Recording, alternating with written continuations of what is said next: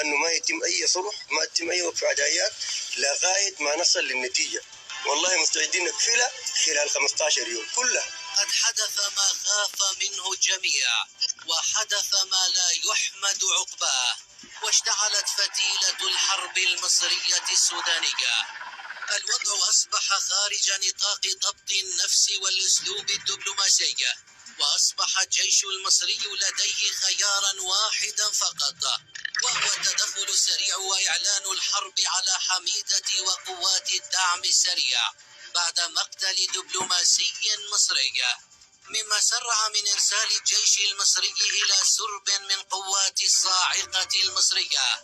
وحفتر يطعن مصر ويدعم حميدة وقوات الدعم السريع، والمخابرات المصرية تهدده بأقصى العبارات. مقتل مساعد الملحق العسكري المصري. وقد أعلنها الناطق باسم الجيش السوداني مقتل مساعد الملحق العسكري المصري بعد استهدافه مما وصفها بالميليشيا المتمردة بالخرطوم.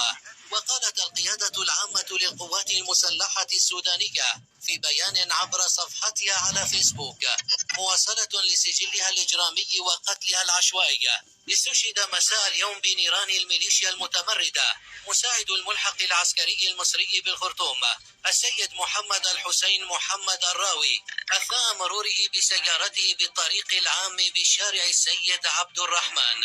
ودانت القوات المسلحة السودانية بأشد عبارات الواقعة مسكرة استهداف ميليشيا الدعم السريع المتمردة أرواح الناس بلا تمييز أو اعتبار، بما فيهم البعثات الدبلوماسية بالبلاد أو المدنيين. وجاء مقتل المسؤول العسكري المصري بعد يوم واحد من إصابة أحد أعضاء السفارة المصرية في الخرطوم بطلق ناري في ظل استمرار الاشتباكات المسلحة بين الجيش وقوات الدعم السريع. السيسي يهدد ويتوعد. تداول نشطاء على مواقع التواصل الاجتماعي مقطع فيديو لأول رد من الرئيس السيسي بعد انتشار فيديو يظهر فيه قوات مصرية استسلمت لقوات الدعم السريع السودانية في مطار مروي شمال البلاد.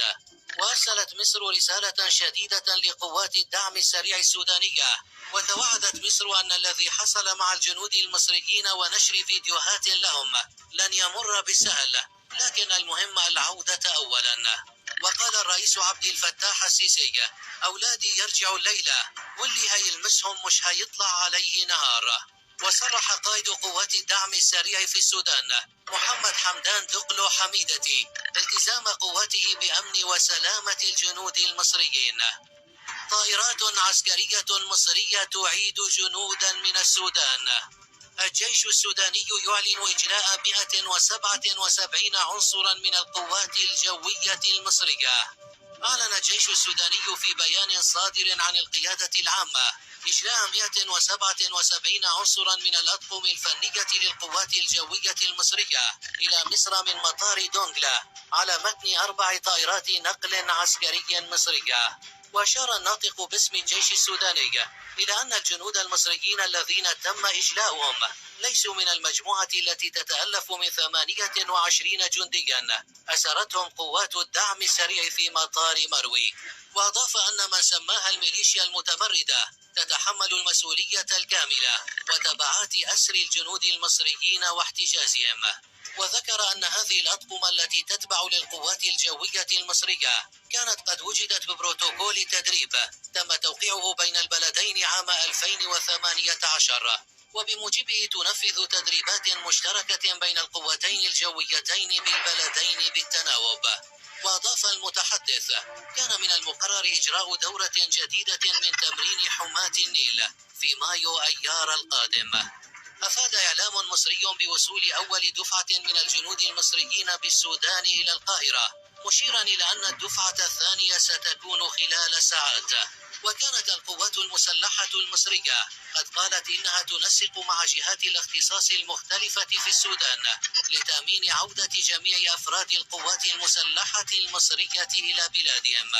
وأكد الجيش المصري في وقت سابق أن هؤلاء العسكريين كانوا في تدريبات عسكرية مع نظرائهم السودانيين ويجري تأمين عودتهم. والاثنين الماضي كشف الرئيس المصري عبد الفتاح السيسي عقب ترأسه اجتماع المجلس الأعلى للقوات المسلحة عن أن هناك اتصالات مستمرة لتأمين عودة العسكريين المصريين في أسرع وقت ممكن. حفتر يدعم حميدتي. نقلت صحيفة وول ستريت جورنال عن مصادر مطلعة قولها إن اللواء الليبي المتقاعد خليفة حفتر أرسل طائرة واحدة على الأقل لنقل الإمدادات العسكرية لقوات الدعم السريع في السودان ضمن المواجهات الحالية مع الجيش السوداني. وأوردت الصحيفة أن حفتر أرسل شحنة واحدة على الأقل من الذخيرة يوم الاثنين الماضي من ليبيا إلى السودان لتجديد الإمدادات لقوات الدعم السريع. كما أفادت مصادر الصحيفة أن مصر أرسلت هي الأخرى طائرات حربية وطيارين لدعم الجيش السوداني، مبينة أن ضلوع قوى خارجية في الصراع يزيد خطر التصعيد في القتال، ويمكن أن يقوض جهود الولايات المتحدة والأمم المتحدة وغيرهما للتوسط في وقف إطلاق النار. وكانت قوات الدعم السريع نشرت مقطع فيديو لعدد من الجنود والضباط المصريين عقب احتجازهم السبت الماضي في مطار مروي. وساطة إسرائيلية بين البرهان وحميدتي. نقل موقع أكسوس الإخباري عن مسؤولين إسرائيليين أن تل أبيب عرضت على رئيس مجلس السيادة عبد الفتاح البرهان ورئيس قوات الدعم محمد حمدان دقلو حميدتي وساطة بهدف التوصل إلى وقف لإطلاق النار. وقال الموقع أن اتصالات المسؤولين الإسرائيليين بطرفي النزاع حققت تقدما بشأن مقترح الوساطة. كما نقل الموقع عن مسؤول أمريكي أن البيت الأبيض اطلع على المقترح الإسرائيلي بشأن الوساطة في السودان. ارتفاع حصيلة الضحايا المدنيين جراء الاشتباكات بين الجيش والدعم السريع. أعلنت نقابة أطباء السودان ارتفاع حصيلة ضحايا الاشتباكات من المدنيين إلى 273 قتيلا و1579 جريحا منذ بداية الاشتباكات قبل 10 أيام. ولليوم 13 على التوالي يشهد السودان اشتباكات بين قوات الدعم السريع والجيش في الخرطوم ومدن أخرى، وتبادل الطرفان اتهامات ببدء الهجوم على مقرات تابعة للطرف الآخر، بالإضافة إلى ادعاءات بالسيطرة على مواقع تخص كل منهم.